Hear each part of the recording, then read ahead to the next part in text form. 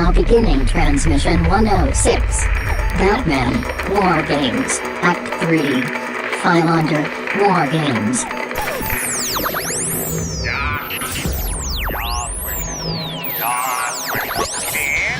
Come on, you fuckers think that just because a guy reads comics he can't start some shit?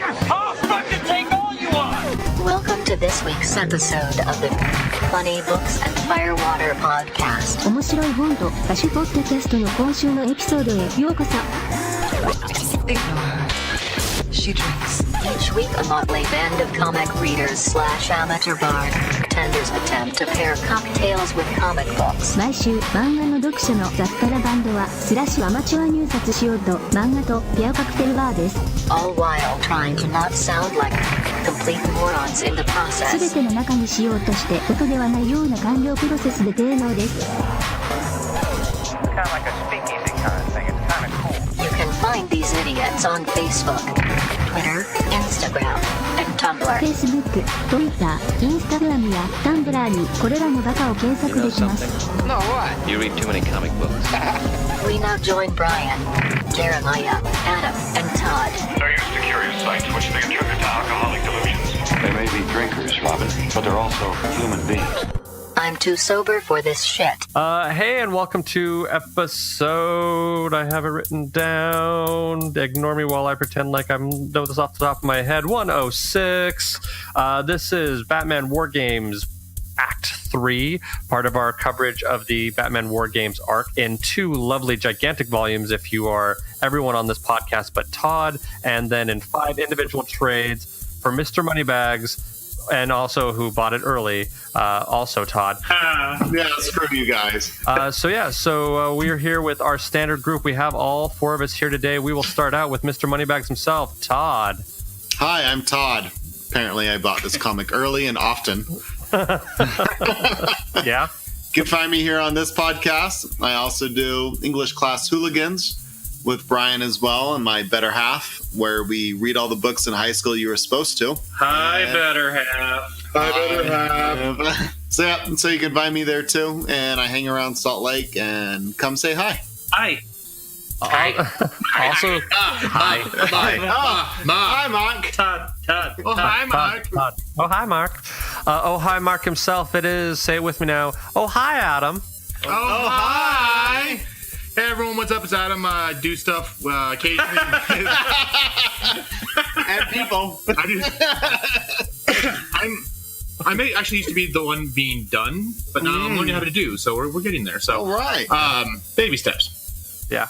Hi, Clark. Anyways, yeah, I'm Adam with Big Shiny Robot. Do film reviews over there, and hopefully with my new job situation I'm working on, I'll have more time to do that.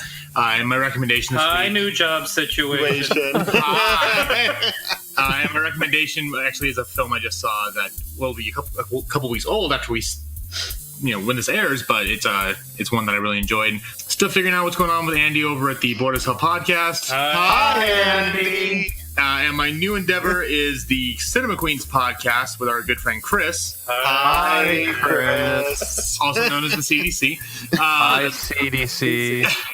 It's actually been a lot of fun. It's teaching me how to actually edit podcasts, which I now have a greater appreciation for Brian putting up with all of our shenanigans. Hi, Brian. Hi, Brian. Shenanigans. This is good. The joke was over 20 minutes ago.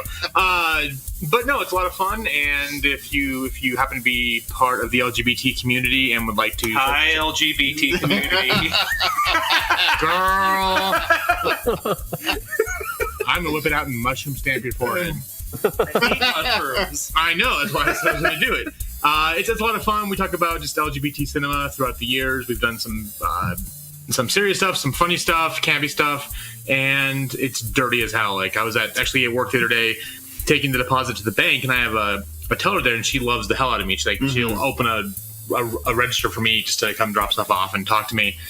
And she asked what I did. I was like, I recorded my podcast. She's like, which ones? I'm like, well, there's this one. We talk about comic books. And then my other one, she's like, what are they called? I want to listen to them. I'm like, I'm a really horrible person. I'm really sweet and nice to you. See, when you said you took a deposit to the bank, I thought that meant something completely different. Well, that's right. I thought the bank was a new gay bar that you were at. No, I had been saving one for a day or two. You know, just gotta... That's good. When I hear he doesn't like mushroom welts, all I could think of is hood is good.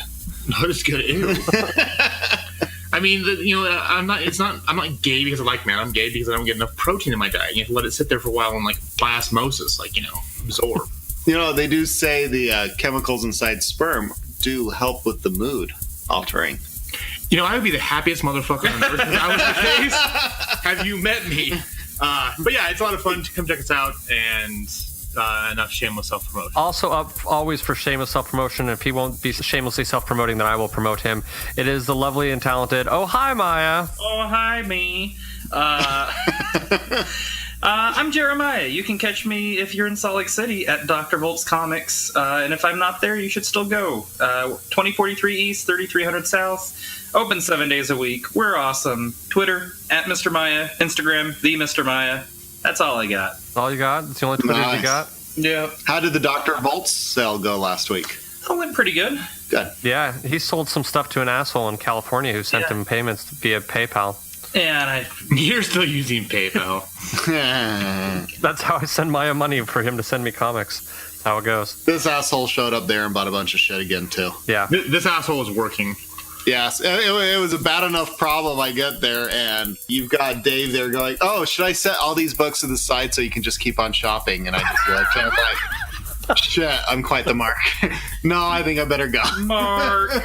Yeah. Oh, Mark. Yeah, I know. I walk into my comic shop and they go, oh, okay, what book can't we pass? Let's sell this. Let's see what we can go. I bet we can push this book on him. No, normally they're actually pretty good about giving me weird recommendations, but they also know that I'm always down to try something different and new. So, they will sometimes they'll pull I've not had a bad recommendation from them, but they will sometimes pull weirder stuff that doesn't necessarily. So, there's one of the books that was on your sale. I saw The Weird World. Did you read it? Yeah, it was one of the Secret Wars spin-offs. Yeah, I actually read that book. It's actually not bad. It's weird. And it's in a world. No, it's in a world where things are weird. No, it's just one of those things where it's sort of a sword and sorcery thing, which is not normally my gig. It's sort of a Conan the Barbarian in this planet that doesn't quite make sense, and if you walk off the edge of it, you can fall into the atmosphere, and I don't know. It's bizarre, but I enjoyed it. It was fun. It looks like they're not doing any more, I'm suspecting. No. Yeah, it ended. No one bought it. Yeah. No one bought it. Yeah. I can understand why no one did. I actually kind of liked it. I would have kind of liked to see where it goes, but I understand why no one bought it. But, and hey, I'm Brian. I'm a sound designer based in Southern California. I am designing 4 shows for Lyric this summer, and as of right now, it looks like I might be doing something out here in California in October, aside from my normal day job where I am in the middle of rehearsals for another big project that opens next week, and then I'll get my life back. Oh, thank God. And then maybe I can start reading down my to be read pile, because I just got my new schedule, and I'm back to having shifts where I can, edit this podcast on company time. Thank you, Facebook Corporation, for paying for this podcast. In kind. In kind. I would say I'm not going to say it, everyone. I don't want to give any hints, but... Okay, give any hints as to where the secret evil lair in which I work? I would just say that this Faces Corporation has gotten a lot of my money, so I think I've helped pay for a lot of this podcast. They've gotten a lot of people's money.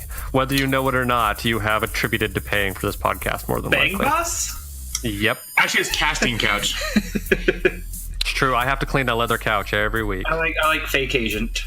Fake Agent? Yeah. It's the same thing. I've never heard of it. Y'all weird straight people in your weird porn. Oh, One day the weird we might ones? show you. Oh, you're the weird ones. We just walk up and say, "Hey, you want to fuck?" And then here's $200. Do I?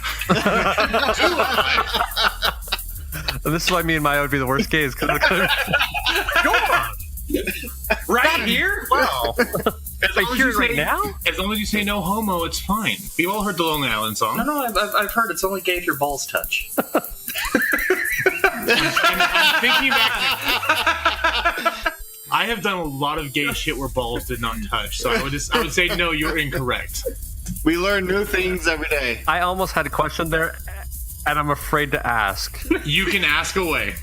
I reserve the right not to answer if I don't want to. gayest thing that you've done? Well, I think it was the cum dumpster fire thing was probably the gayest thing I've ever done. And I think we'll just let our audience, it's obvious what I'm talking about, so let's just, we'll go forward from that. We made a musical about it, so. We did make a musical about it. It's opening off Broadway, which means it's almost in Salt Lake. It's kind of in Nebraska. I thought it was opening in you.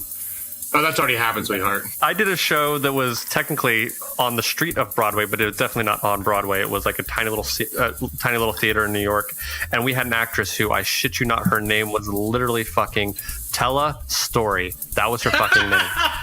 God damn it! Yeah, I was trying too hard.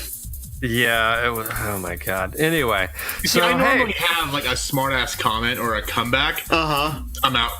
That's come in. That's why I'm on the pill. So, moving forward. Yes. Sometimes these cats get harder and harder to herd. That's all I can say. Hey, we all know how much I love pussy. So.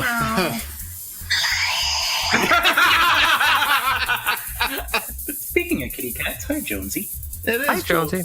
And Fluffy Dick. Oh, and Mr. Porg. Thank you, Mr. Porg. Mr. Porg's on prep too. He is. God damn it! I need a drink. Let's go to drinking. I believe you have a little bit of tequila. No tequila. Fuck tequila. And now for sports. Listen up, sports fans. Prepare yourself and your liver for this week's drinking game. Remember, it's only a game, and a dumb one at that. So don't take it too seriously, and above all else, please drink responsibly. Okay, so I'm calling my drinking game Switch, which is every time a member of the Bat family leaves one battle for another one, take a drink. Mr. Maya, what is your drinking game rule? My drinking game has two names, so you can pick which one you like. Okay. Either Don't Worry, Be Happy, or Footloose and Fancy Free. Anytime Black Mask is just strolling down the street, hands in his pockets, whistling a song while just death and destruction is going on around him. That's going to be Don't Worry, Be Happy. Cool. Mr. Todd, what is your drinking game rule? The one I'm looking at is, hey, Batman's a chick. That kind of looks like Batman. Oh, God.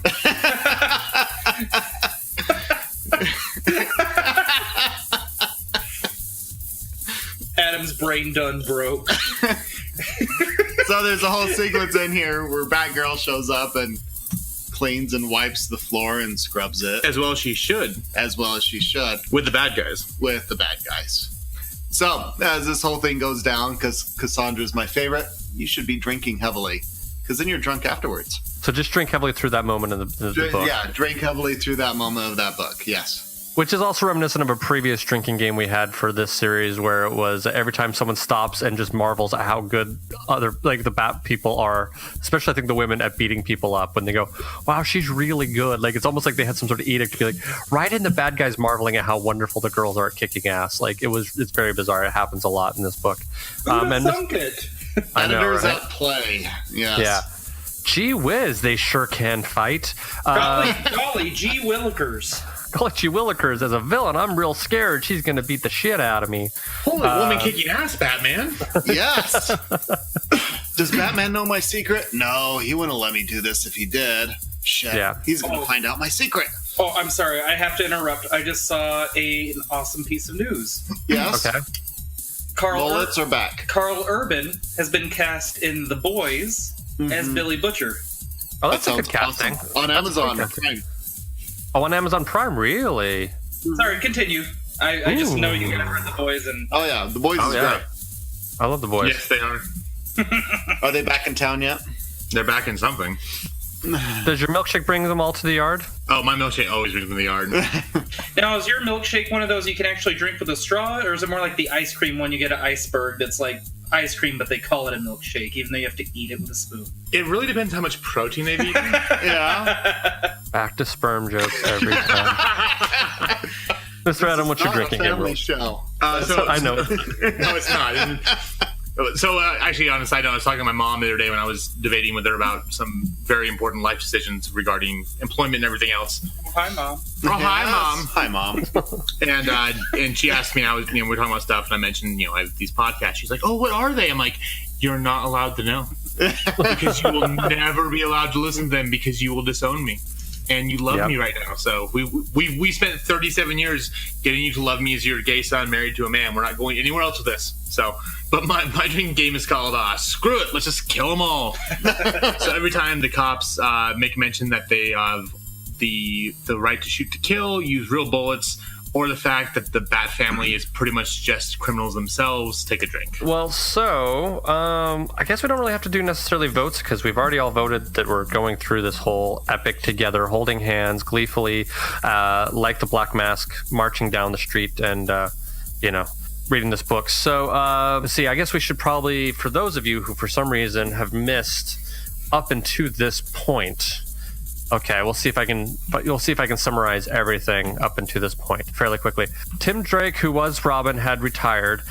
His girlfriend, or at least some girl he was dating, named Stephanie Brown? Yes. Yep. Stephanie Brown had taken up the mantle of Robin temporarily. She wasn't necessarily very good at it. Eventually, Batman fired her. While she was Robin, she did get a chance to look at Batman's computer, and she found Batman had created a simulation for what would happen if there was basically a giant gang war in Gotham City and how he would try to handle it. So, of course, her taking this plan and her trying to win Batman over, she goes back to her previous secret identity, which was a character named as the Spoiler, and she decides to start this gang war herself. And all the mob bosses show up except for one, which would be Matches Malone, aka Bruce Wayne himself. So what ends up happening when you get every mob boss in Gotham City together with one of their bodyguards? They all shoot the shit out of each other and they start to die. There's a big power vacuum that is created, and all of Gotham City is in a massive, massive battle. Tim Drake eventually comes back to the fold after his high school is attacked by people, and his other girl that he was sort of dating does she actually die? No. She's at least hospitalized. Okay. She's hospitalized. She's also the daughter of a mob boss. That also forces Batman to come out in the open and reveal that he at least exists, whereas previously he had not been actually recognized. And that takes us up through book 1. Then book 2 is more war. Batman realizes that this all seems very, very familiar. It takes him 2 fucking books to get to that point in time. And he realizes, oh, wait, this is my plan. So he decides to try to help the police and try to get all of the mob bosses to go to this park in I think it's like Robinson Park or whatever on one side of Gotham. Part of his plan also is to use his sidekick, a guy named I call him Orpheus, but it's Orpheus, but it's Orpheus. Orpheus has actually been killed at this point in time by Black Mask, who also tortured Stephanie Brown, who revealed that Orpheus was the key to the entire plan. So Black Mask disguises himself as Orpheus and goes and meets up with Batman. So now Batman is working with the Black Mask unbeknownst to him, because the Black Mask is disguised as Orpheus. And that is where we will begin book 3. Does that sound fair? Sure. Yeah. That's 2 or 3 trades worth of information summed up off the top of my fucking head. I'm a little proud of that. Actually, this is if we take this whole thing as one book, or because we did Watchmen, this is like the longest book we've read. I mean, because Watchmen was 12 episodes. 12 issues. Oh no, this is way longer. Yeah, this is definitely. This week's reading we did was 13 issues. Was it really? Yeah. That's so weird because we all love Watchmen. We all gave it a really high grade. But this one didn't seem like I read through it I tore through it. It's a lot of fight, punch, issues over. That's very true. Punch. Again, Watchmen is deeper, and that's kind of what we obviously we said we could probably spend a year diving into this book and spending forever talking about it. But I had no clue. This just flew by. Wow. If you're saying we should have read 13 issues, I think I underread. I think I just read 8 issues. Did you read War Crimes as well? No, I read War Games Act 3, and then there's Batman number 800 and Batman number 634. And then there's Batman Secret Files and Origins villains and Secret Files and Origins heroes, and then I think it's 642. Isn't there a Catwoman one thrown in as well? No? Oh, wait. There was a Brubaker written issue. Gotcha. So you basically read up to all but the War Crimes stuff. Yep. So I haven't read that. So that's all the epilogue stuff that I was talking about last week. Those are the 5 issues that we got that Todd didn't. Oh, okay. So, well then, Mr. Maya, since me and Todd are on the same page on this, you're going to have to help summarize those when we get to them. There's not much to talk about. Okay, well, then I'm not going to feel bad about missing it. So there you go. So there's 12 issues if you want to read, or you can read the 8 issues that I did, and you'll be on the same page with me and Todd. Yeah. So those are your options. I don't know what Adam read, if anything at all. He might just be making this all up. I looked at the Pictures, yay. Okay, cool. So anyway, so this is your opportunity to go and read the book for yourself. We will take a little break. You can pause it if you haven't read it. If you have read it, just plowing through. Or if you have no intention of actually reading it and you just want to hear us spoil the shit out of it, we will start rambling on here just in a second. But we will see you on the flip side. If you have yet to read this week's book and would like to read it now, press pause. Go ahead. We'll wait. Welcome back. Hopefully you have read the book and or are prepared for us to start spoiling it. This is the warning. We're going to spoil this third book. And yeah, so here you go. So basically we start out with all the villains gathered in the park with the Black Mask, ready to lead them all in a big old rousing round of kumbaya, and they're all going to go to camp together. The police are waiting outside, as is the Bat family. The Black Mask, dressed as Orpheus, or Orifice as I prefer to refer to him as, starts stepping out to give his speech. Speech seems normal at first, and then all of a sudden goes awry. And then Batman realizes, oh shit, this is not the right guy. This is someone disguised as Orpheus. And all hell breaks loose. Batman tries to dive in to try to help fight it. The Bat family stays out at Batman's orders for a certain amount of time until all of a sudden they can't do it anymore.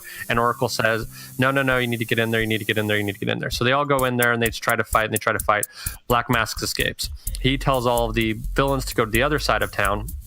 At one point in time, I'm jumping ahead a little bit. So all of the so they are jumping back in, trying to fight battles here and there, left and right, all over the place, taking down a bad guy here, jumping over and taking bad guy down there, fight, end of issue, fight, end of issue. So ultimately, they start to notice that there's a pattern that all of the bad guys are headed towards the other side of town. I believe they're heading towards the docks, if I remember correctly. Or at least, actually, they're heading towards the clock tower because someone tells Black Mask where the Batcave is, or what they think is the Batcave. Who is it that says that? Does anybody remember off the top of their head? I don't remember. Okay. Anyway, Black Mask is convinced that he's walking into the Batcave. Did they ever the say fact that he's aware of that? Well, maybe I missed it, but he just kind of like, oh hey, guess what? I know where this is. Blah blah blah. I don't remember anyone saying specifically that was the Batcave. And maybe it was Stephanie Brown or whatever. I mean, he's wrong in the first place, but that's a totally different issue. But what he does lead everyone to is a clock tower where Oracle is. So Oracle uses her defenses to take out lots of the gangsters and mob bosses as they're marching in. Also, side note, that the Black Mask has taken hostage, so to speak, a news reporter and his crew. And then once the news guy sets his camera to automatic, he shoots the camera guy. So, and then the newsman, who's been kind of talking shit on Batman this entire time, sneaks off anyway. So police are surrounded outside, mobsters are marching in, Oracle is trying to call for help, everyone is too busy fighting other things. Stephanie Brown is found by Batman and taken to the hospital, so he's trying to deal with her in the hospital. They're very concerned.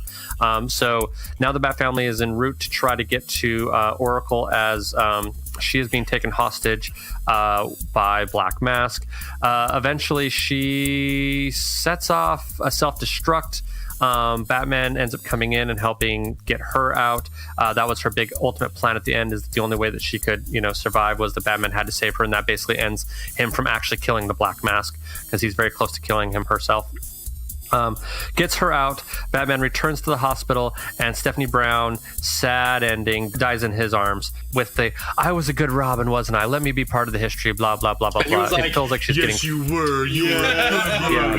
Who's a good Robin? I'm sorry.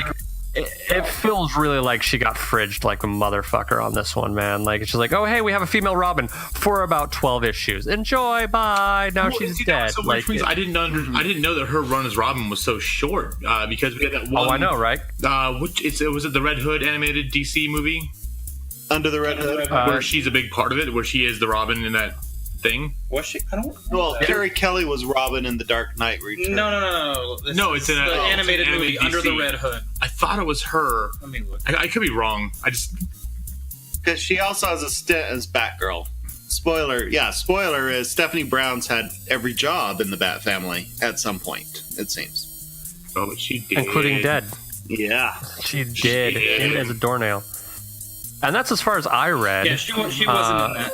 Okay. I think, the only other thing that I read that adds on is, so at the very end of it, you have the Black Mask, and he is there, and all the other mob bosses are coming to pay tribute, so he did accomplish what he wanted to do, which was to basically unify all the mob families. So now the Black Mask ends up being the big baddie at the end of the book. Mm-hmm.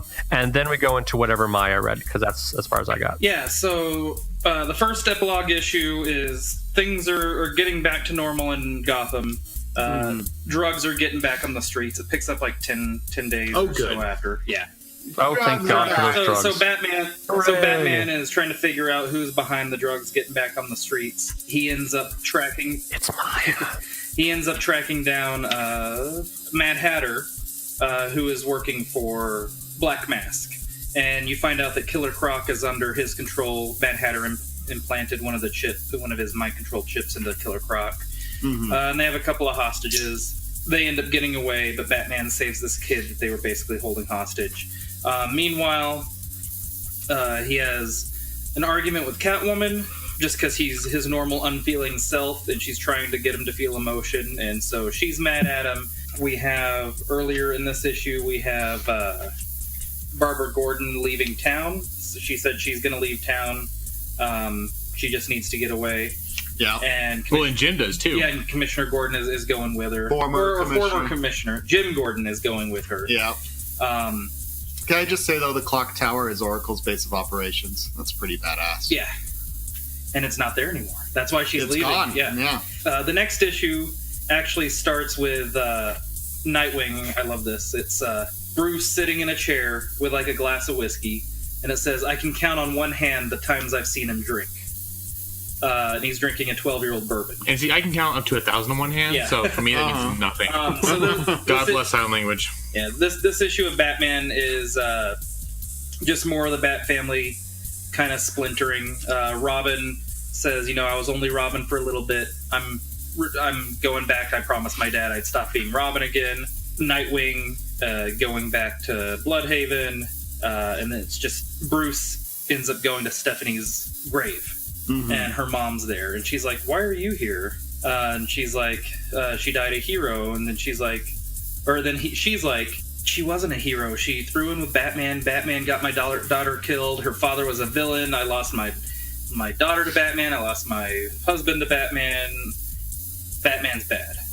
Next one is just between the two specials. There was a bunch of short stories. One is basically Black Mask saying how he's taking over Gotham and how there's still a couple of pieces on the board he needs to wipe out. Hush is going to be a problem. Mm-hmm. This is after the Red Hood now. Red Hood's going to be a problem. Then we get into a Killer Croc story where Croc ends up he's robbing a bank for Black Mask, and he ends up scratching behind his ear and accidentally pulling out the implant. Mm-hmm. And then Batman just goes to the bank vault. The police are there. They open it up, and all the guys that was with him that were Black Mask guys are just murdered inside the bank vault. And then it's just him tracking down Croc. Cock Unleashed? What? Yeah, Killer Cock. Killer Cock. We get into a couple other short stories. They're just kind of... God damn it. Fuck you. Fuck you with a rusty fork. The others are just short stories, one is about Commissioner Akins, one is about Batgirl and Robin, just kind of hanging out, and that's about it. I'd say the important ones were not the one with the short stories, but the other issues. Okay, first off, you telling me that, this now irritates me just a little bit, because I felt like part of what happens in this story is Robin's dad comes to understand the importance of Robin being Robin.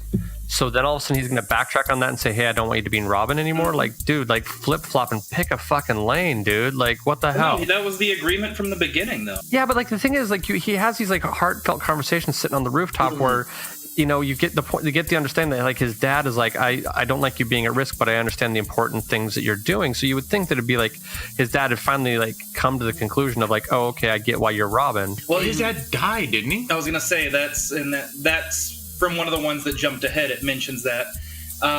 This is gonna be a spoiler alert for another book, Identity Crisis, which happened it was coming out about the same time as this, maybe within 4 or 5 months after this. Captain Boomerang kills Tim Drake's dad.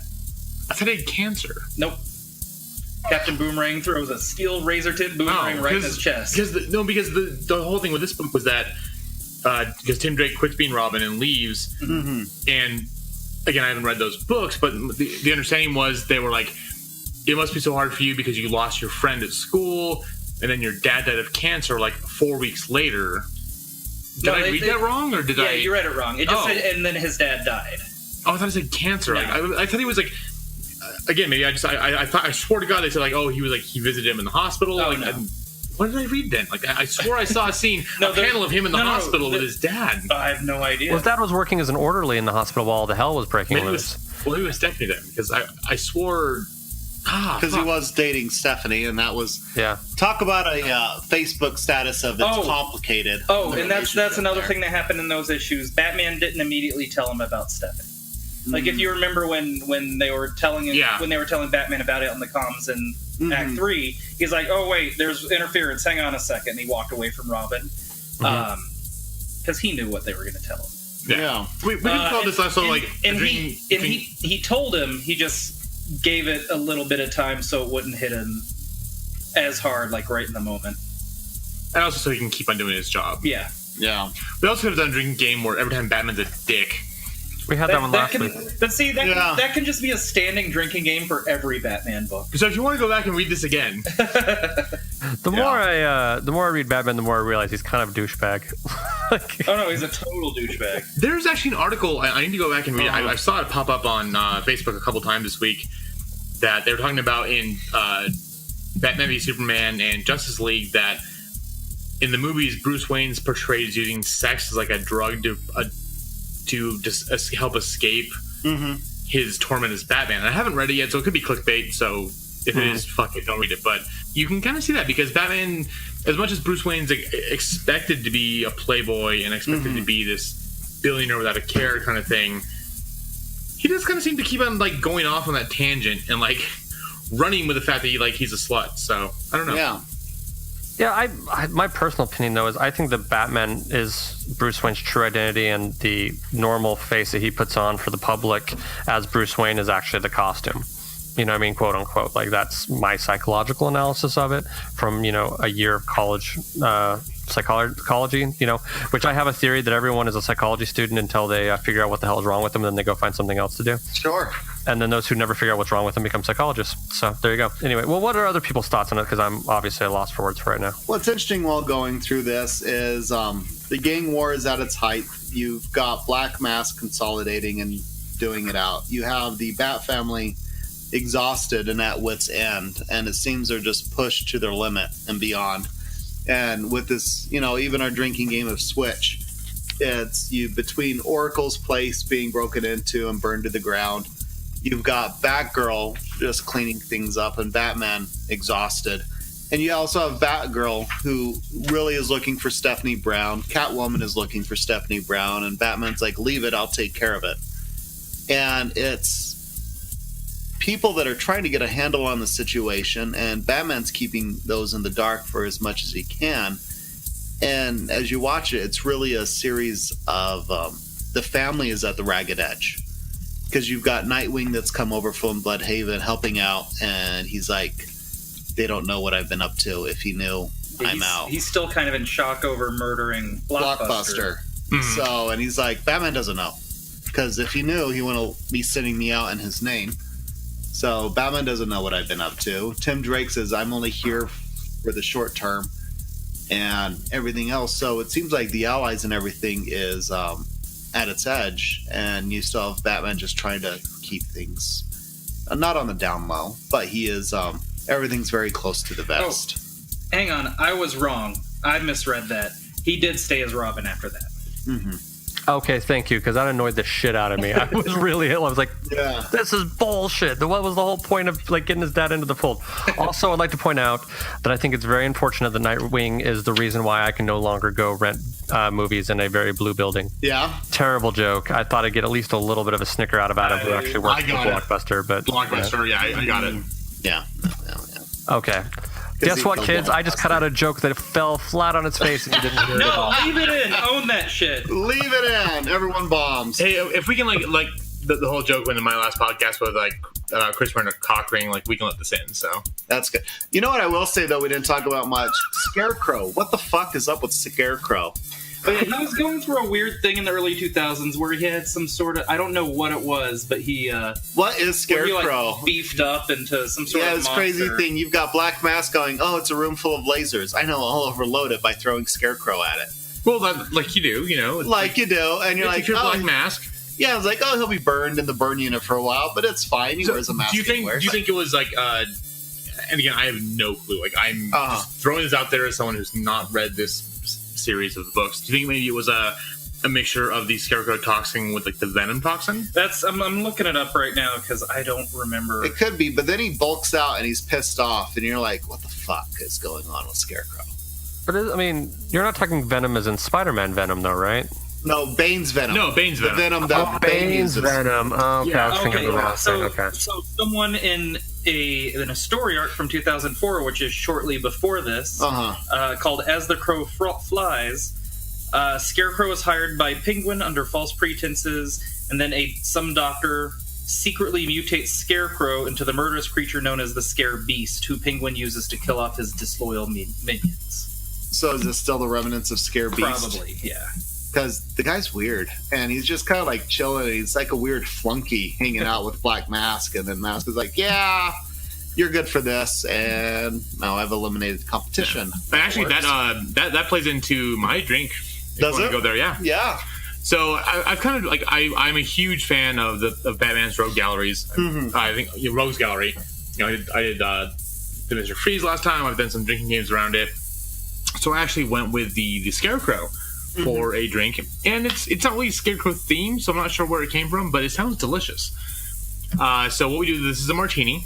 So you want to take a martini glass, fill it with ice and water so it's chilled. While it's chilling, take a cocktail shaker, fill it with ice.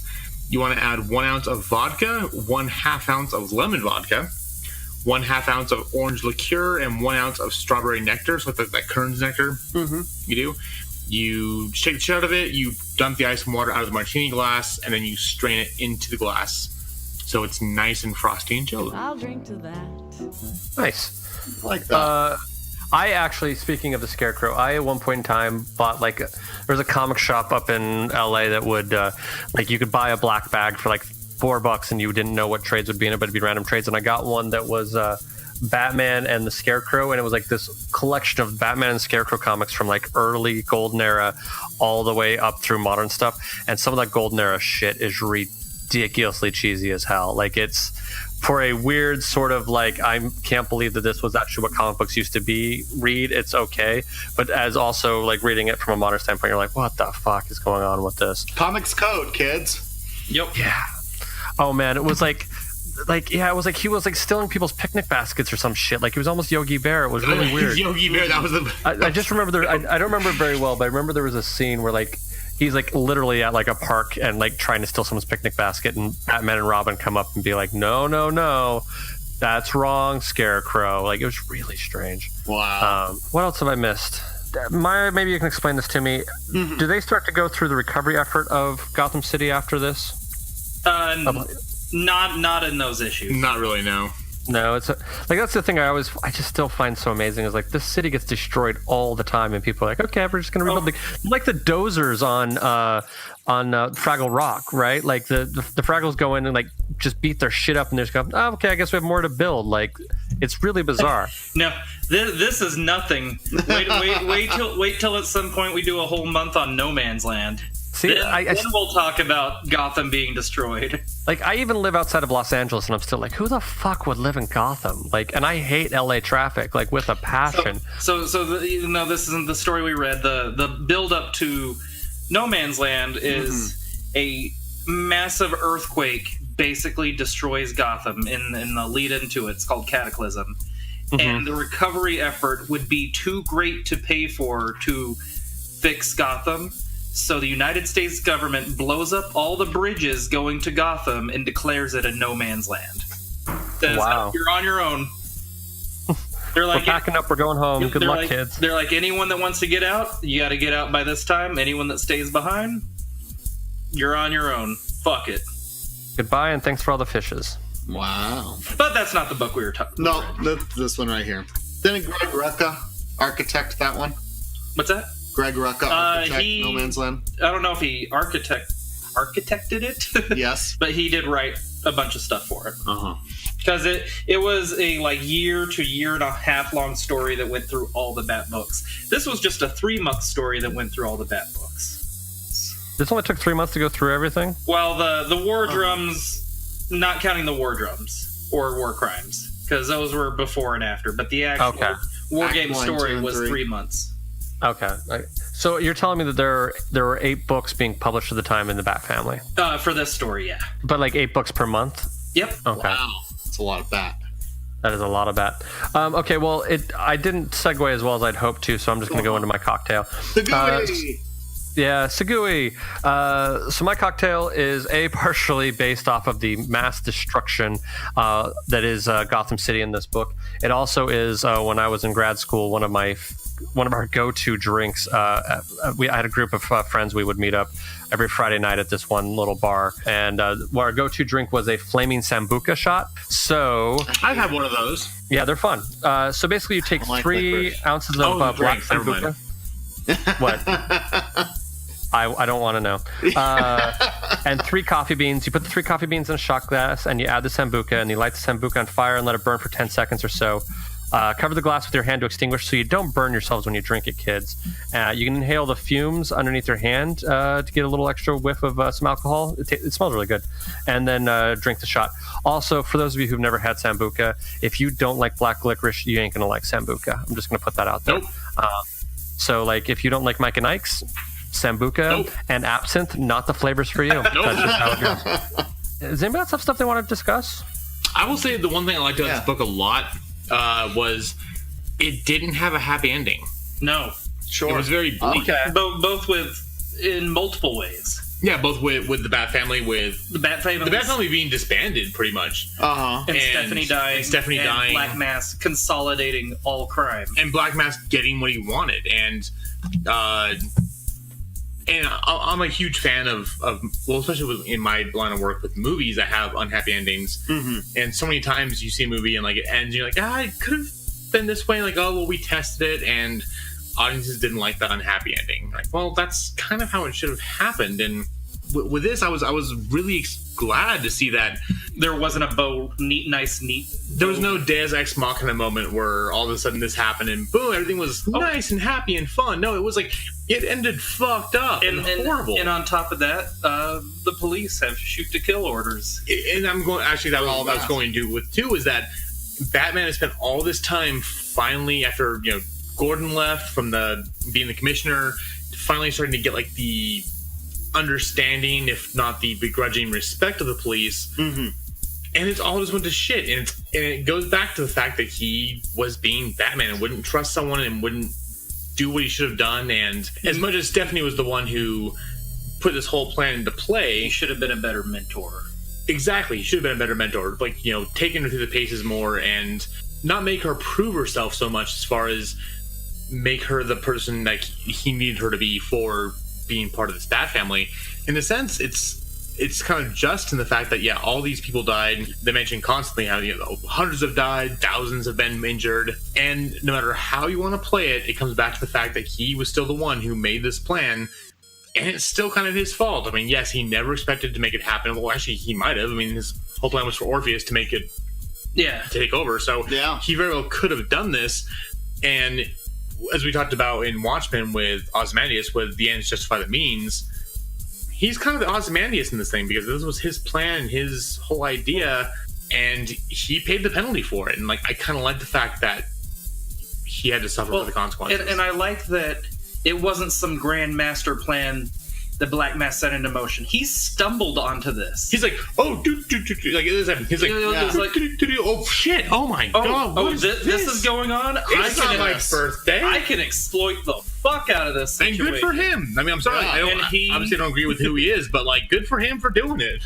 The only thing I disagree with you on that is I kind of am a little annoyed that you finally have a girl as Robin and they kill her off in 5 seconds. Like, I felt like that felt more like lip service, as like, oh, hey, look, we have a woman Robin. Oh, wait, she's gone. Whoops. Like, I felt like there were interesting stories to tell still with her, and maybe the battle between her and maybe Tim Drake taking that role back over, or, you know, a spoiler, becoming part of the family, and also her dealing with the repercussions of what she did and potentially her own guilt, you know what I mean, with what ended up, you know, her basically causing the destruction of an entire city. Mm-hmm. You know, and I think there was still something interesting there.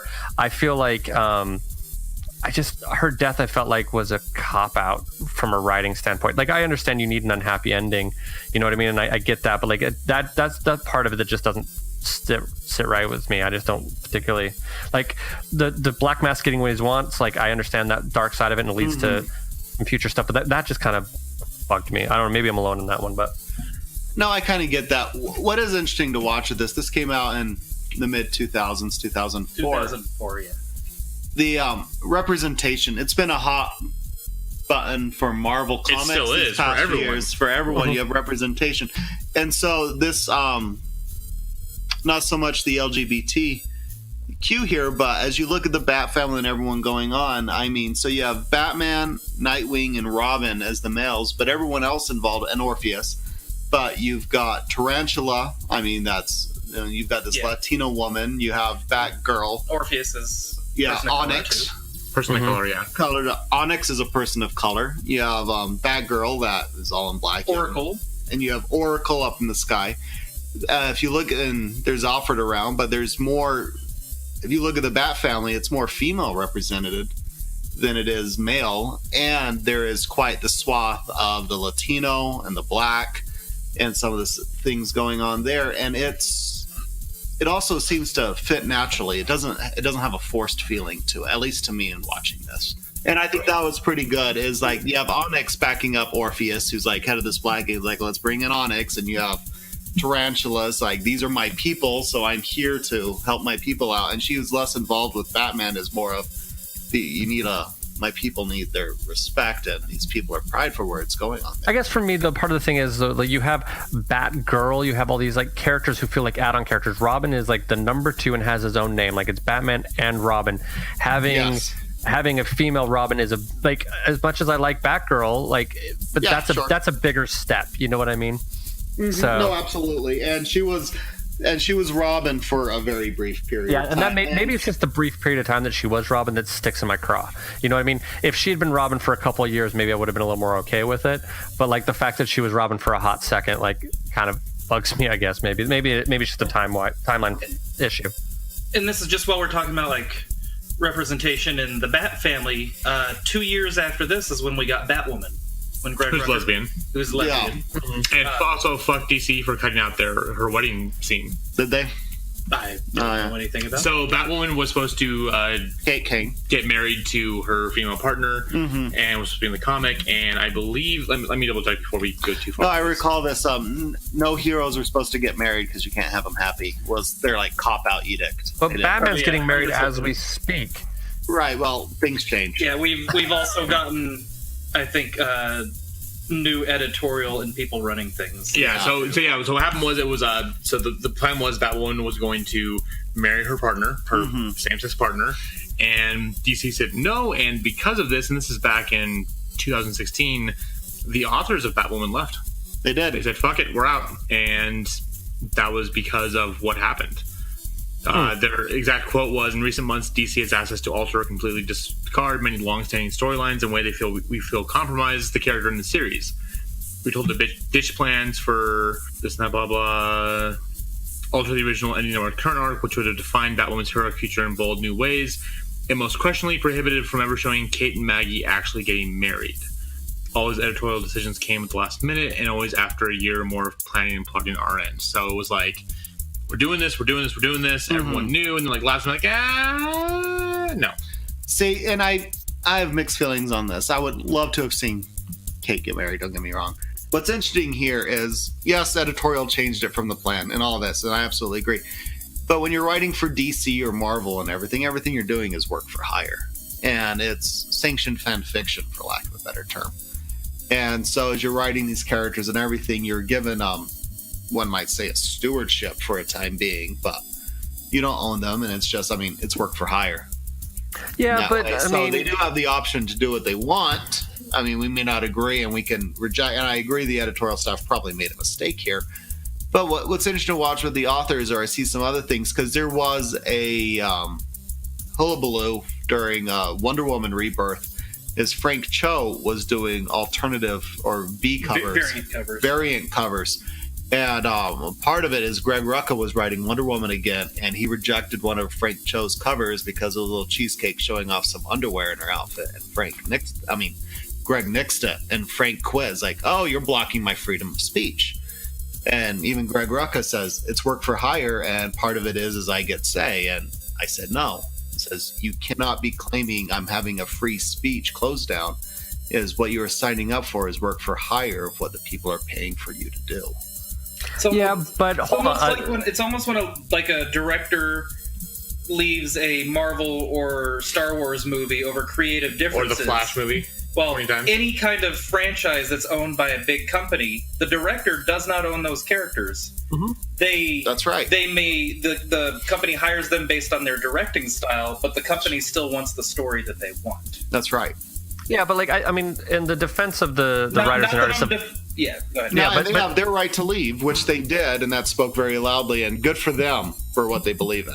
Well, and I think part of it, though, is that in that statement that you read was that basically said this comes after months and years of planning. That's the thing that gets really frustrating is when you sit there and you put this out there on the plate for like a year, and then at the last minute they say that, then at that point in time you have full right to be like, well, fuck you, then I'm leaving. Like at that point in time, like, and it was never, I mean, that would be as much of an issue of like, dude, give us some fucking representation is one issue. The other issue is like, don't be a pain in the ass to work for either. You know what I mean? That's true. So, but also true. Being a hired gun, I also get really annoyed by shit like that when it happens to me. No, I hear you. And it's a mixed bag is where it's coming with. So, and really, Batwoman's one of my favorite characters. Between the J.H. Williams design and the graphic nature of that red and the black and her pale skin, I think it just looks fantastic. And she's an incredibly strong and great. And it's natural feeling. It doesn't feel forced about her characteristics. And it doesn't feel like, oh, here is something like, oh, we need representation, let's go ahead and graft this onto this character. Especially with like Elegy, and you read it, it is I do love you. Sorry, that was my ringtone for Jess. I do love you. So, I love you too, Todd. Yes. And it felt so natural, and it's right, and I think they did a wonderful job with that. But it is interesting, but back to this one in the Bat family, it's more female than it is male, and it is there's a little bit of something for many people in there, and I think they were doing a pretty good job because you've got Batman and Robin, which are white dudes, and they're definitely overrepresented. So yeah, that's where I was meandering around that. Okay. Well, Mr. Todd, do you have a cocktail for us? I do. Mine I'm calling Blood in the Streets because, you know, gang war, people dying. It's a blood in the streets, come in the sheets. No. Oh God. No. Would you like to take that back? Would you like to take that back? Nope. I stand by what I say. I don't takesies backsies. I own that shit. So this is strawberry lemonade whiskey sour. Is this drink? Ooh. Okay. Right. So it's you take 4 strawberries, and you put it in a bowl. And you throw in 1 ounce of lemon juice and 1 ounce of simple syrup, and you just kind of let it sit there and muddle for about half an hour so you know they mix up. Then you go ahead and blend the shit out of that briefly. So you've got this blended, pulpy strawberries, simple syrup, and lemon juice, and then you add 3 ounces of your bourbon of choice or whiskey of choice. And you just kind of swirl that around. You don't want to shake the shit out of it. Don't do that. Just swirl it around and have it there. You have drinks of it, so it's pulpy and mashy with bits of strawberry in there and boozy. Sounds really good. Yeah. So yeah, the Blood in the Streets. So cool. Mr. Maya, do you have a cocktail for us? I do. Mine's called the Killer Croc. It is 1 ounce of gin, 1 ounce of Midori, 3/4 of an ounce of lime juice, and a 1/3 ounce green chartreuse, and 1 egg white. Put all the alcohol in a shaker. Put the egg white in last with ice, and strain into a chilled cocktail glass. Cool. Does anybody have any thoughts before we go into grades then? Don't join gangs, kids. Yeah. I will throw one thing in. As much as at the very, very first episode of this, I bitched and bitched and bitched about the prologue to War Games. Mm-hmm. And I still stand by that. 100%, because fuck that shit. It did pay off. It did pay off. So, yes. How would you have felt of jumping right into War Games without War Drums? I think I might have been slightly confused, but at the same time, I would say let's take War Drums, show who Orpheus is, explain how we had a female Robin, and then go from there. But I think the rest of it was extraneous. As someone who did that, because when they were coming out in issues, I started with the Batman 12th Cent Adventure that was the prologue to this. I didn't read anything before it. I was fine. Okay. I was reading it, and they're like, oh, she was Robin. And so I was like, oh, she was Robin. And I was reading, and then Orpheus was talking to Batman. I'm like, oh, he has a guy on the inside. I didn't think it was too hard to pick up then. That's fair. See, and when I first read this, I had, not too long after, I had read Hush was really my gateway drug into start reading comics. And it's like, oh, Hush. And I'm like, oh, what else is out there? And at Barnes & Noble, I saw these War Games and War Drums things right there. It's like, let's get that. And so this was started reading this. It was my first big superhero, like, gathering arc event type story. Would you call this an event? Yeah, this was an event. And so it was a Bat Family event. So this was the first event I'd actually ever read. And it was also the first, like, whole Bat Family. So I am introduced, and you're seeing Batman not just being his solo guy. Because before that, it was Hush. And then Batman the Animated Series was all the Batman I really knew. And coming into this, so I read the War Drum. So in a lot of ways for me, comics was new, and getting used to that and getting used to the different styles and getting through this. So yeah. When did you pick this up? I would probably say about 2009. Okay. I think. Because I collected a few here and there for a while. So I had first read this around 2009, I bet, is when I did this. And what was interesting, a lot of these covers, Jock was involved, the artist, and I had not realized my complete love of Jock at the time as these were coming into play. Adam loves Jocks as well. I own a few. Yeah. Strap as well. The strapping guy. Strap-on guy? Yeah. He's an athletic supporter. Really he loves athletics. Strap-on, dude. So, that's for sure. But yeah, so that's when I first read these. But yeah, let's go into grades. Jamie, school is never a waste of time. Since we have 15 minutes until recess, please put down your pencils and stare at the front of the room. It's report card time. It's report card time. It's report card time.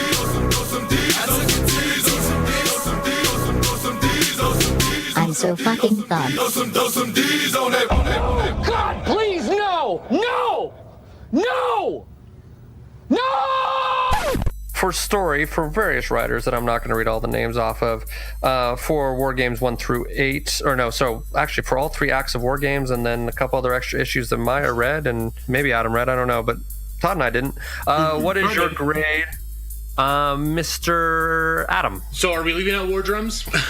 We're leaving out War Drums. This is only War Games. All right, then I will give it an A-.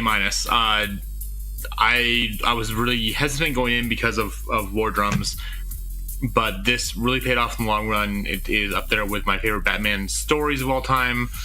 There's so much going on. There's so many nuances. And yes, it's a very long series. As we said, it's the longest one we've kind of read ever. But it works. And you get to see Batman fail, which is kind of important for his character because, you know, we talked about how he's known as the world's greatest detective, this and that, and like he still was blinded by his own hubris because the moment all this happened, he should have seen what was Maya's thing. Sorry, I was just gonna jump in real quick because in this act, he even says, like, I should have seen this coming. Yeah. This was my, like, you remember we've been saying that the whole time. He finally clicked and was like, I'm not stupid. I should have seen this. Right, which is where I was going. Like, he, like, this is my plan. I made this. Like, what the fuck is wrong with me? Like, And you don't often get to see Batman being tricked by himself. And I think in the end it comes down to the fact that he, thinks he's the smartest person alive when he's not. And this again, no matter what happened with Stephanie leaking the plans, this all ended up being his fault. So he's got to kind of take some responsibility for it. So. And story, Mr. Maya, what is your grade? I'm also going to stay in the A range. Just give it an A. I forgot how much I enjoyed this book. I haven't read it since it very first came out, and I was reading it. There are eight Bat Family books, and I think they were coming out 2 a week, like 2 parts a week. And I was enthralled then, and then I've read thousands of comics since then. And I've kind of I remembered, the signposts of the story, but it was fun to read again just to get all the full story again and kind of relive it and go, oh yeah, I really like this. So yeah, I'm going to give it an A. Cool. And I'm going to give it probably a B+. As much as I liked it, I felt like there was a few moments where it was fight, end of issue, fight, end of issue, where I felt like there might have been a little more nuance available to put in the book than there actually was. But overall, I liked it a lot. And Mr. Todd, what is your grade? Well, obviously, I recommended this. And I was thrilled it was good as it was. I'm going to give it an A. For these 3 acts of War Games, I mean, besides so many different authors and so many different artists going through with this, it felt very cohesive, and it moved. It was a quick, easy move, and it was enthralling, and there was a lot of fighting in there and whatnot, but it was everything that you would want an event to be as it was going through here, and it didn't feel disjointed to me. And I think that's really impressive, because I've read a few other events and arcs, and even you're looking at the War Drums, and there's things with War Drums that really stuck out, is that some of that Stephanie Brown solo stuff that was a bit harder. So I love this book again, and it holds up for something that's 14, 15 years old at this point. It was really, usually with these big events, a lot of times they're not super tight. Sometimes they're very loose, especially when you have multiple writers. It's like they're told, we kind of want you to do this, and then they end up doing a lot of other stuff and barely keeping it tight in. This was a really tight story. It was really tight. I'd be really... Well, it would almost be an interesting exercise. What I wouldn't want to do, though, is just read this on just the one title. What does War Games look like with just the Batman title and nothing else? I don't think you could. There's too much... So Marvel is bad about it. So Marvel does a lot of crossovers where you have let's go back to Fear Itself. We have the whole Fear Itself storyline. You got the main storyline, which you can kind of get the gist of what's going on, but you don't need to read the extraneous stuff. And to be honest, Marvel has 30,000 issues for every single big storyline that happens. Civil War is another great example. Civil War, yeah, exactly. Civil War, I will argue that for the most part, the tie-ins weren't necessary, but they a lot of times they'll throw on such and such tie-in and has nothing to do with the event. Civil War, they kind of was pretty good about that. Civil War 2 can suck my Electric Boogaloo?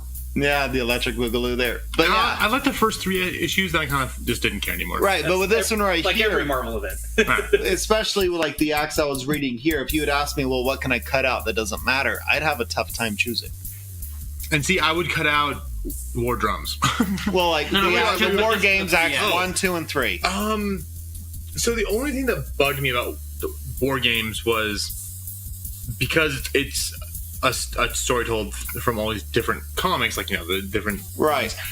I really dislike when I'm reading a story and the art style changes up so much. I understand everyone has their own art style and we do things differently, but it's really jarring sometimes to read 1, 2 issues or even one issue, and the next one it's now something completely different. You're but I'm used to how I'm seeing this, and maybe that's just a thing that people don't change, but at the same time I was that was my one... Actually, that's my only issue with War Games proper, was that I didn't like seeing the art style change so often. I wonder if you were reading it in individual issues, if that would be necessarily as much of a thing, because like when you're reading in trade, you're continuing on into the next story, and so it feels like it breaks like traditional. Like whereas if you'd put down one issue and picked up a new issue, of Catwoman, and it's a different art style, but you're reading a book of Catwoman that has a similar story. There's a little bit of a mental break there, and I wonder if that would bother you less. That probably is a trade issue. A trade problem, not a trade issue. Because it's like binge watching Netflix. Like you can, if they change up a cinematographer or the director, you can kind of sense the difference. But yeah, if you're reading like once every 2 weeks or once a month, it probably wouldn't be a problem. But at the same time, this came out in an era when graphic novels and trades were a big thing. So you'd think maybe they would think about that, but maybe that's just me as a... Yeah, but having one poor artist do all these issues, man, that guy would be working on that for years before it ever came out. Yeah. Or having an artist that's been on an issue or on a book for 10 issues and then telling them, we don't want you to draw these next 3 issues. Sorry, we're going to have someone else do it to make it look the same. Like, that's kind of shitty. Right. Well, it's interesting, but story-wise and everything else, I really dug this book. So yeah, it was great. Did you give a letter? I don't remember. I gave it an A. Okay. Well, we've already been discussing a little bit, but let's go into grades for art. Mr. Adam, what is your grade? So for the art, I'm going to go with a B, just because of my problem. I said because they changed the artist. That being said, I loved all the different takes. Again, the only one being that weird thing in War Drums where they did the whole like Teen Titans Go kind of thing, which I didn't like. And Stephanie Brown's cursive writing in her journal. Yeah, and that too. Like, fuck that. That's more the letterer than the art. Yeah, it's all in the same team. But no, it's it's gorgeous. It's wonderful. It draws you in. I really, really enjoyed the art in this. Aside from, and again, that quibble was just because we're reading it as one graphic novel. If, like Maya said, have we read it individually every 2 or 4 weeks, it wouldn't have been a problem. But no, the art's fantastic. Mr. Maya, what is your grade? I'm also with a B, just because. There was a lot that I liked, but there was bits and pieces that I didn't, pretty much for all the reasons Adam said, so I'm going to stick with a B. I'm going to go with a B+. I liked it okay. Like, I didn't really have the issues. Like, War Drums, I had that. I understand that same issue of, like, it jumping. But for the most part, I thought this art was all really solid. I mean, it was all really well done. There wasn't anything that I saw. Well, no, there was one image. I can't remember where it was, but there was one kick of Batman coming through a window.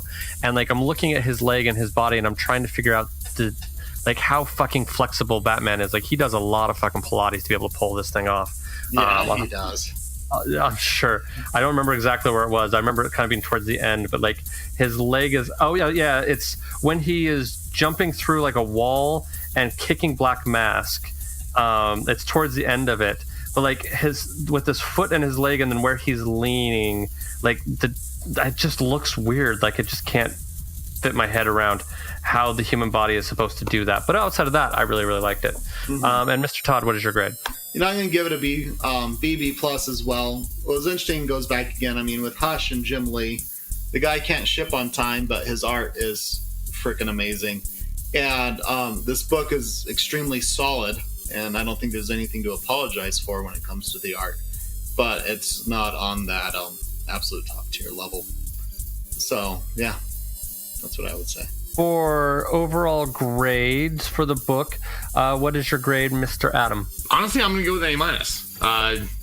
As much as this might be a surprise from when we first started this, I fully loved and enjoyed this book, and I'm really glad that Todd recommended it, because this has become one of my favorite Batman stories I've read. And as I mentioned before, I loved the fact that it showed consequences for Batman being a dick. It also showed that he isn't as smart as he thinks he is. It's wonderfully written.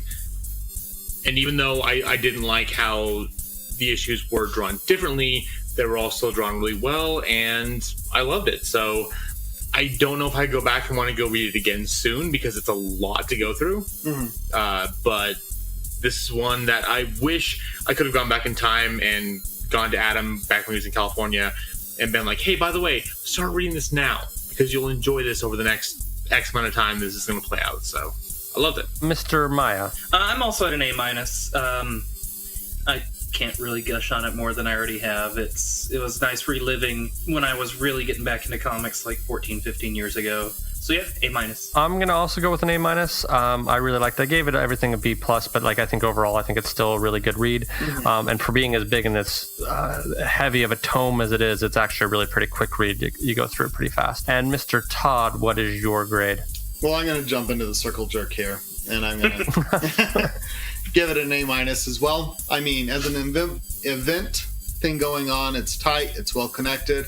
And what I really love, and even with the portrayal of all the Bat Family characters, none of them are two-dimensional and flat. They all have different things going on, and they didn't feel there to be there. So, and they all had something to contribute. So I read this again, and I continue to love it. So yeah, it's an A-. Next week, we will finish off this overall series with War Crimes. They follow up apparently a year after the fact. For this week, does anybody have any recommendations? I do. Okay. I just got into, and I'm about 14, 15 episodes into Dragon Ball Super, which is the proper sequel to Dragon Ball Z, and it is just crazy fights and really pretty animation. If you're a fan of Dragon Ball Z, you'll love it. Mr. Todd. I recently read a book on Image Comics called Plastic. And if you take Lars and the Real Girl, but make him a serial killer, and his girlfriend gets stolen by a Louisiana bigwig in town, and he loses his cool, you have an idea where Plastic starts. And that actually sounds really interesting. It is so gross and perverted and violent and awesome, and it is so for mature readers. So if you made it this far through this podcast, this is the book for you guys. The art is great. And yeah, you should go. It's 5 issues and done. So it's one trade. Pick it up. It's awesome. Plastic. Image Comics. Mr. Adam, do you have any recommendations? Yeah, so mine is the movie I referenced at the beginning of the podcast. It's called A Quiet Place. It is written and directed by John Krasinski, who we know as Jim from The Office. I didn't know he did that. Yeah, he wrote and directed it. It takes place with his wife. With his wife, Emily Blunt, and everyone in this is amazing. I love Emily Blunt. It takes place in the near distant future. I think it's like 2045 or something like that.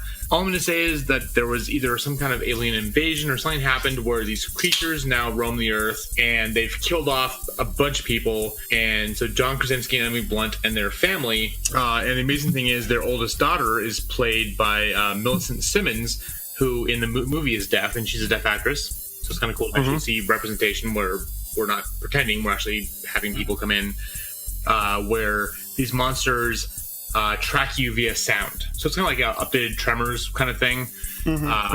But they're doing what they can. They kind of live out in the middle of nowhere.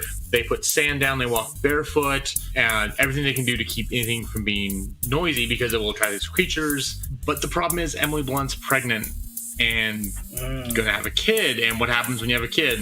You're loud. The baby's going to be loud no matter what you do. It's a baby. Giving birth is loud. Yeah. That's only the beginning. Oh, Jesus Christ. Of what happens in this movie.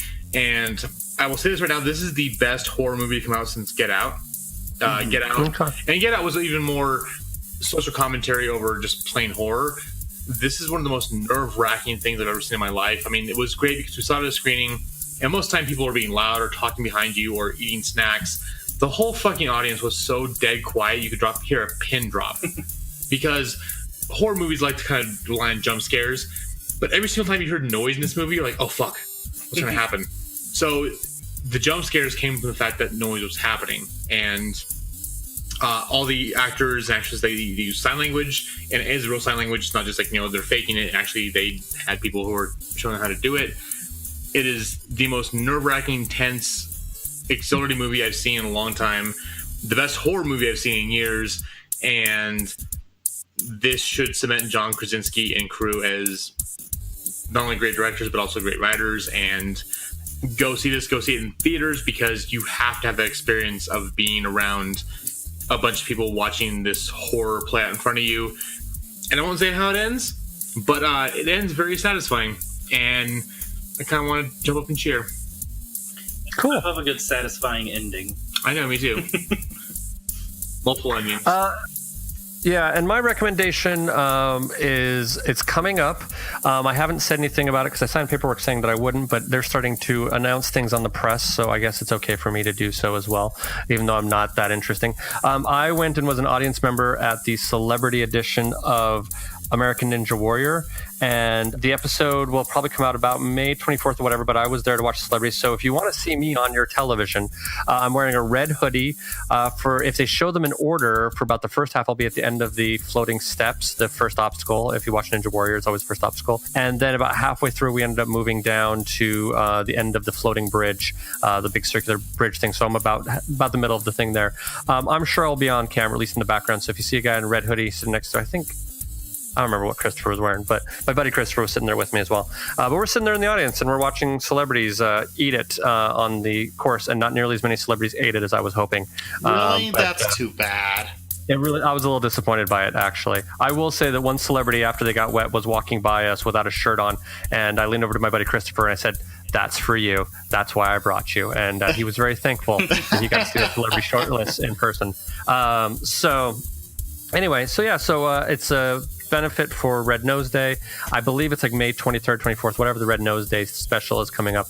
That'll be there. But I'm in the audience, and I had a good time going and filming it, and I'm kind of hoping I get to go do another taping next year because it was really fun. And my mom was already like, if you get tickets to the taping next year, I'm coming out. And I was like, okay. So I might have a whole little bit of a crew to go out with me. So if you guys on the show want to go with me as well, let me know. You can fly out to California when I get tickets to go see. I know, right? They're filming Robot Wars right now in Long Beach, and I'm really tempted to go out and check that out. Do it. I'm trying to figure out. Except for the fact that it's during the day, and I'm kind of working overnights right now, so it's like right when it's in the middle of the night for me, even though it's like 2 o'clock in the afternoon for normal people. Be a whip. I'm feeling that way. Pound a couple of 5-hour energies, you'll be fine. That's right. No, I've made the mistake of taking too many 5-hour energies, and I thought I was going to die. Did I tell you how I killed myself on Rockstar for about 5 years? Did you ever hear this one, Brian? No. Oh, so when I was up in Logan back in the day, I had a weekend grave job. So at Friday night at midnight, I started a job for working 12 hours. Then I would have it off, and then Sunday I would do the same thing again. But I had a bunch of roommates, so I never slept Friday night. So I was awake Friday, went to work Friday night, got off. Tool was playing in concert at the David O. McKay Center in Provo. Oh, I went to that show with you. You did? I went to that show. I went to that show and then drove back up to do another 12-hour shift Saturday night. So I had this 64-ounce 7-Eleven thermos. Yeah. And I bought enough Rockstars to fill it completely full with 64 ounces. Jesus Christ. This is also back in the day when you could just buy ephedrine, by the way. And I nursed this all through that shift, but I left like half an inch at the end of that shift, and I threw it on my kitchen counter, and I ignored it till next Friday, and it reeked of Rockstar. I put Dr. Pepper in, it was Rockstar. Mountain Dew, it was Rockstar. No matter what I put in, it smelled and it tasted of Rockstar. And it was just so awful. I was like, I can't do Rockstar anymore. So I was off. So that main classic Rockstar flavor, can't do it. Still to this day, can't do it. I could do the lemonade Rockstar for a while, but I'm off caffeine entirely right now. Wow. I know. I have been for several weeks, actually. You're my hero. I'm on a lot of caffeine every day. Yeah, I'm trying to be healthier. Sometimes I'm better at it than others, but, I'm trying. Nice. But anyway, so that's my recommendation. So has anybody else got anything else they want to? Yeah, I actually just saw a cool piece of news as we were chatting here. In December, Saudi Arabia lifted the public ban that they had on movie theaters that's been in place since 1983.